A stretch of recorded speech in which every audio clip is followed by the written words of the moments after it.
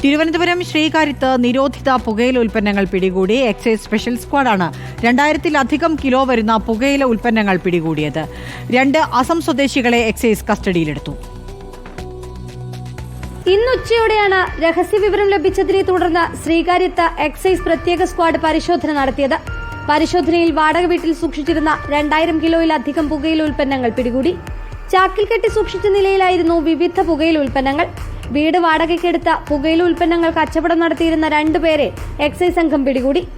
അസം സ്വദേശികളായ മുഹമ്മദ് മുജാറുൾ, ഹാറൂൺ, റഷീദ് എന്നിവരെയാണ് എക്സൈസ് പ്രത്യേക സ്ക്വാഡ് കസ്റ്റഡിയിലെടുത്തത്.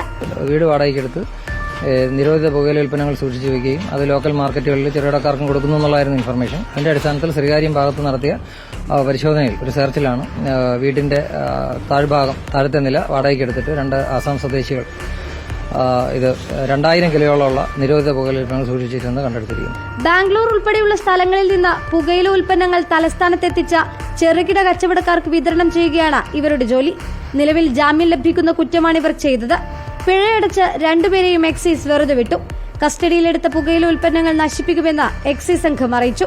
നിലവിൽ അസം സ്വദേശികളായ 2 പേർക്കും മാത്രമാണോ ഇതിൽ പങ്കെന്നും എക്സൈസ് അന്വേഷിക്കുന്നുണ്ട്. ഇവരുടെ പിന്നിൽ മലയാളികൾ ആരെങ്കിലും ഉണ്ടോ എന്നും എക്സൈസ് പരിശോധിക്കുന്നു. റിപ്പോർട്ടർ, തിരുവനന്തപുരം.